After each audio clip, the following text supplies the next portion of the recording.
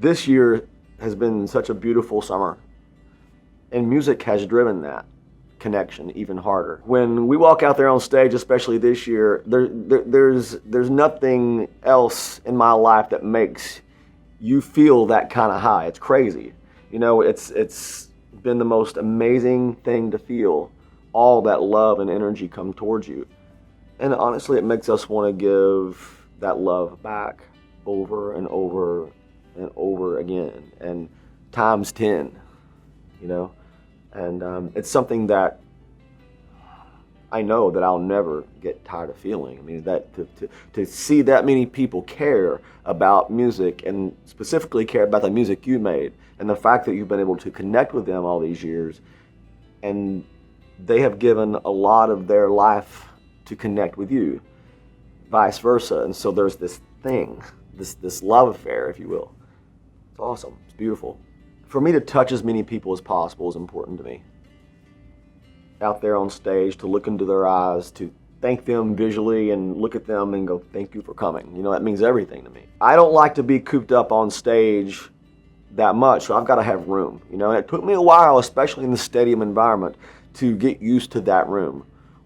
Now it feels really good out there. We're pretty comfortable in our skin as a band up there.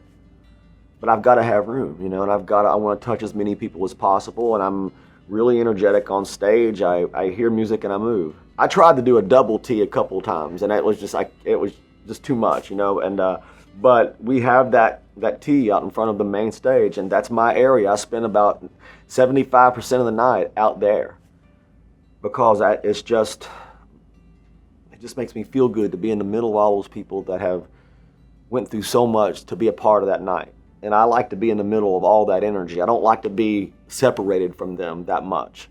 I've gone to shows where some of the performers have almost a wall between them and the stage, and that's how they like it. And that's fine. But for me and my band and everybody, we open up our arms to everyone and say, come on in. You know, and that's why I go out there towards them.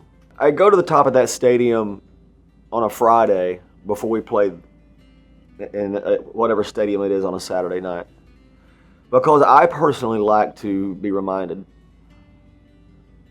of, you know, how far I've got to go mentally, emotionally, visually, because I know what it looks like from the stage up there, but I want to know in every stadium or arena, whatever, how far I've got to go. So I got to look at it from that perspective. You know, it's also a moment of recognition for me, and it's a moment of gratitude, and it's a moment of realizing how lucky we all are to do what we do. And it's just a moment of stillness that I don't usually have in my life anywhere else. I know that sounds crazy, but being up there alone in a completely empty football stadium is a lot like sitting in an empty church, because it's not always like that. You know, here we are at Arrowhead Stadium today, and this is one of the loudest stadiums in the world. And when we go up there on stage, it's going to be really, really full of energy and love, and it's going to be really loud. But I love sitting up there alone and just feeling the stillness of the place.